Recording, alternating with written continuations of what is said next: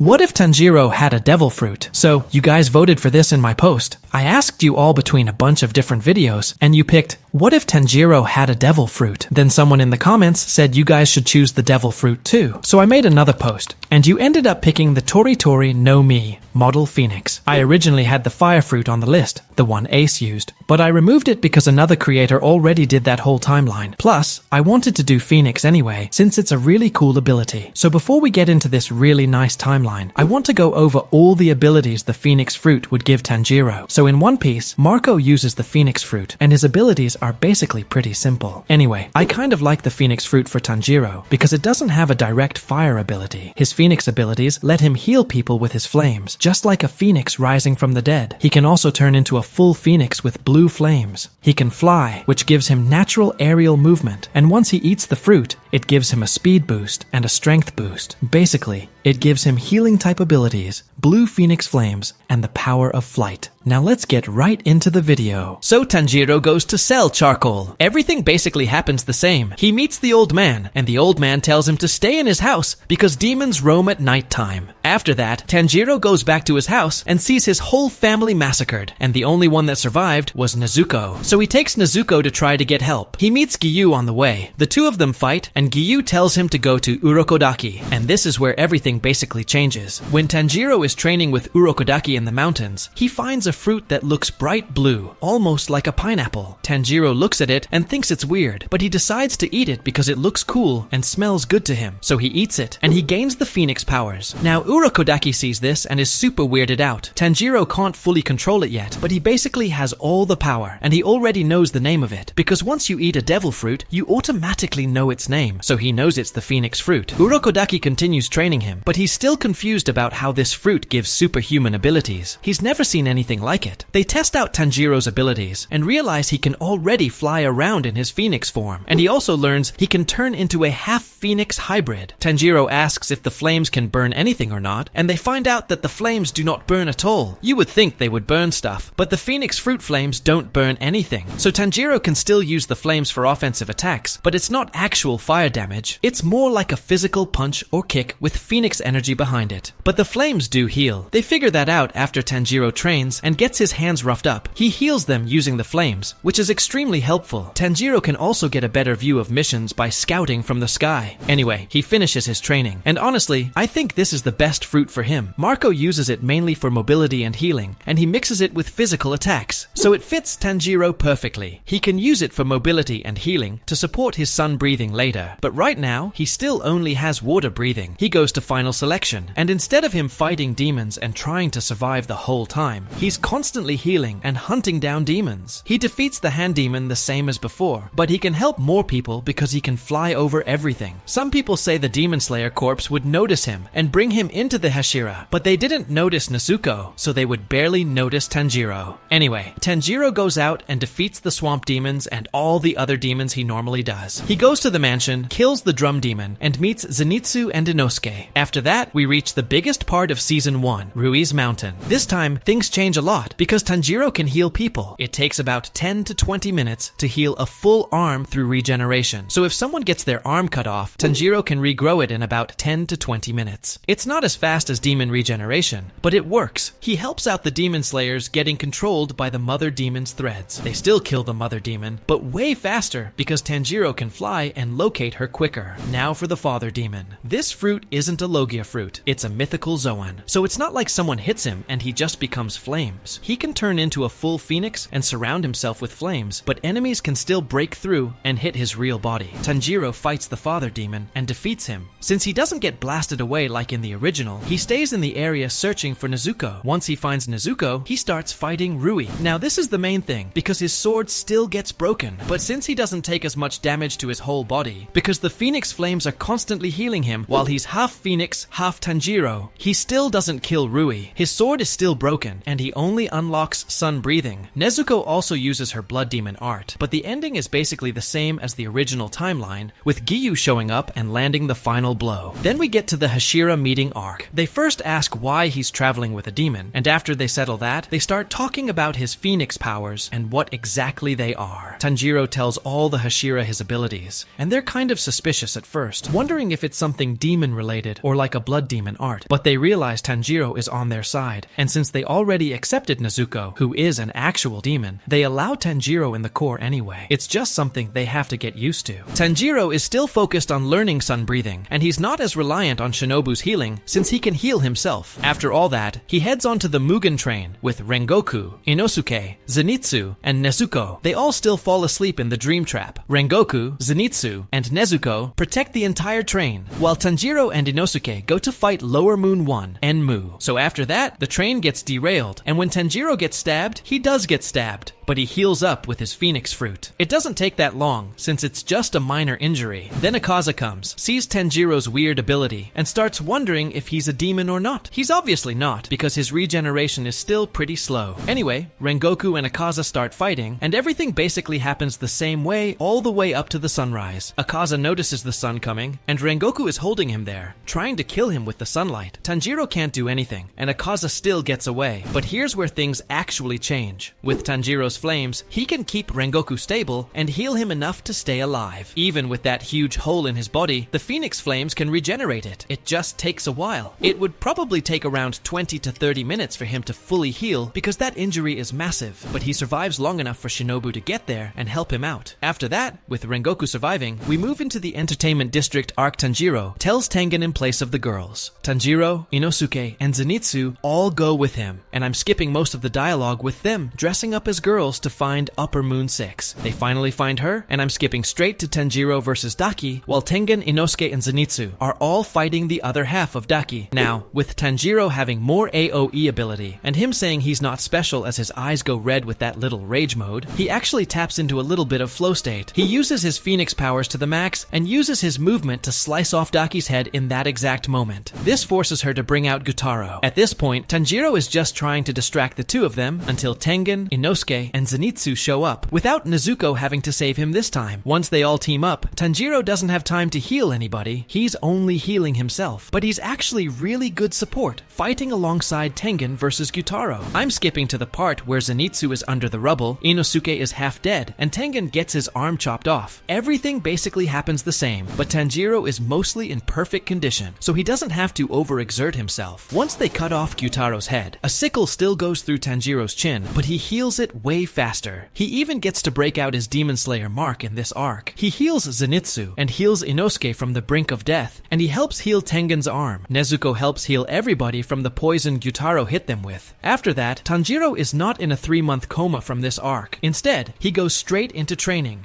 more with his devil fruit, getting more missions, and leveling up even faster. And now we move into the Swordsmith Village arc. Now, I'm going to skip most of the dialogue for the Swordsmith Village arc. Tanjiro still meets Mitsuri, he still meets Genya, he still meets Muichiro, and he still trains with them all. And remember, this is a stronger Tanjiro, because he got the devil fruit boost, a little strength boost, a little speed boost, which he didn't have in the original timeline. So this Tanjiro is slightly stronger in his natural abilities. Anyway, I'm skipping to the part where Muichiro clamps onto Tanjiro's nose, and Upper Moon 4 reaches them. Now here's where I'm changing something. When Muichiro gets blasted away by one of the emotion clones, the Wind Demon, Tanjiro can fly super fast now. He can reach Muichiro before he gets blasted miles away, so he keeps Muichiro in the fight, which changes a lot. Since Muichiro is one of the strongest Hashira, he can handle all 4 emotion clones by himself, while Nezuko, Genya, and Tanjiro search for the main body. While they're doing that, Muichiro is fighting all 4 emotion clones. The clones combine into the big main emotion clone way faster in this timeline because Tanjiro is super quick at finding the main body. He can fly over everything, he can check every direction instantly, and he can even help Muichiro heal if he needs it. Meanwhile, Mitsuri, the love Hashira, is coming back to the village helping everyone, fighting the fish demons, and protecting the village chief. This time, she ends up fighting Upper Moon 5, Gyoko, and instead of Muichiro's close-range style, Mitsuri's ribbon-like sword makes her way harder to trap, so Gyoko can't catch her in one of those water prisons. During this fight, Mitsuri unlocks her Demon Slayer mark, and with that boost, she finishes off Gyoko. After that, she arrives just in time to throw Tanjiro his main sword so he can kill the real body of Upper Moon 4. 4. Nezuko still survives the sunlight. Tanjiro heals everybody, like Mitsuri and Muichiro. They don't get badly hurt in this timeline, because Tanjiro is basically a walking shinobu with all this healing. Anyway, now we get to the Hashira training arc, and let me know if you guys want me to do a timeline where all the Hashira get devil fruits too. So, in the Hashira training arc, now we have Rengoku back, and I think he would be a pretty big part of the training. He trained Mitsuri, so he would focus more on sword style, techniques, and helping everyone improve their breathing forms. Tanjiro would obviously keep working on his sun breathing, and his devil fruit is basically at its max right now. Now, in One Piece, there are awakened devil fruits, and even though we never see Marco's awakened phoenix fruit, we can make abilities for an awakened version later. But for now, let's move forward to when Kagaya Ubuyashiki dies from Muzan's explosion, trapping everyone inside the Infinity Castle. Let's go over the fights. Rengoku and Tanjiro versus Akaza, Giyu, Shinobu, Inosuke,